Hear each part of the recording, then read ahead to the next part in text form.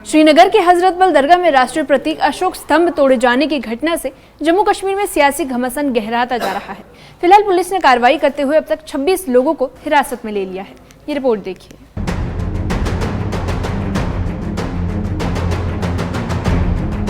हजरत बल दरगाह में 3 दिन पहले ही लगाए गए शिलालेख पर राष्ट्रीय प्रतीक अशोक स्तंभ बना हुआ था, लेकिन उपद्रवियों ने इस प्रतीक को निशाना बनाकर तोड़फोड़ कर दी। घटना के बाद पूरे इलाके में तनाव फैल गया और प्रशासन हरकत में आ गया। फिलहाल पुलिस ने तुरंत कार्रवाई करते हुए तोड़फोड़ में शामिल 26 लोगों को हिरासत में ले लिया। विवाद की जड़ वही शिलालेख बना जिसे दरगाह की दीवार पर लगाया गया था। कुछ लोगों ने इसका विरोध किया और देखते ही देखते मामला हिंसक हो गया। अशोक स्तंभ को तोड़े जाने को लेकर अब इसे केवल एक सुरक्षा या धार्मिक मामला नहीं, बल्कि एक राष्ट्रीय अस्मिता पर हमला करार दिया जा रहा है। राजनीतिक हलकों में इस घटना को लेकर भारी बवाल मचा है।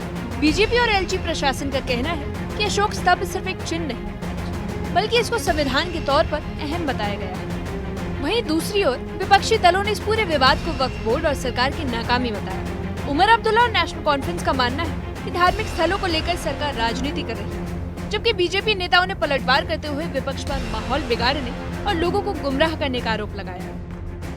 इस मामले पर बिहार के उप मुख्यमंत्री सम्राट चौधरी ने भी विपक्ष को कटघरे में खड़ा किया।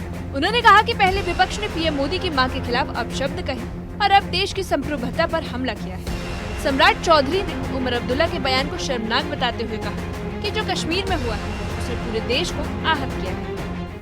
जो घटना कश्मीर से आई, कश्मीर से कन्याकुमारी तक लोगों में रोष है कि जिस व्यक्ति ने अखंड भारत का सपना देखा, पूरा भारत बनाया, भारत स्तंभ बनाया, अशोक चक्र बनाया, उस अशोक चक्र पर, अशोक के स्तंभ पर हमला कश्मीर में किया गया और वहाँ के मुख्यमंत्री ने जिस तरह का बयान दिया, ये अपने आप में शर्मसार करने वाला है।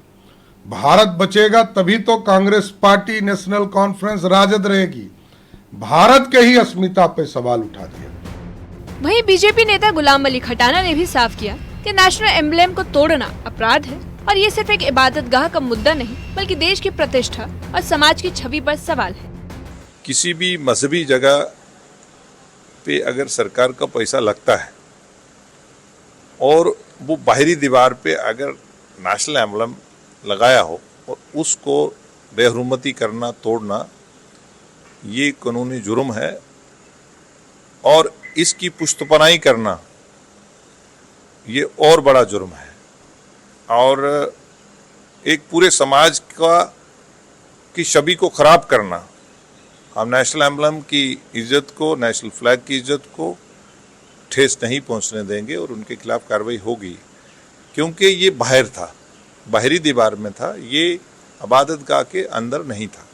और अब तो अशोक सम्राट की अस्मिता भी जुड़ गई है, क्योंकि अशोक सम्राट की अस्मिता केवल यूपी और बिहार से नहीं था।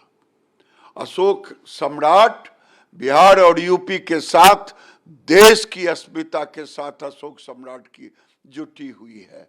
कितना अपमानित करेंगे अगर आपने तेजस्वी यादव और राहुल गांधी माफी नहीं मांगा और फारूक अब्दुल्ला की पार्टी से, सरकार से इस्तीफा नहीं दिया, इसका अंजाम भुगतना पड़े। हजरत बल दरगाह का विवाद अब सिर्फ तोड़फोड़ तक सीमित नहीं, बल्कि ये राष्ट्रीय पहचान, धार्मिक संवेदनशीलता और राजनीतिक टकराव का बड़ा मुद्दा बन चुका है, जिसके बाद पुलिस ने दोषियों पर कार्रवाई शुरू कर दी है, लेकिन सियासत का घमासान और गहराता जा रहा है। Bureau report, news 18।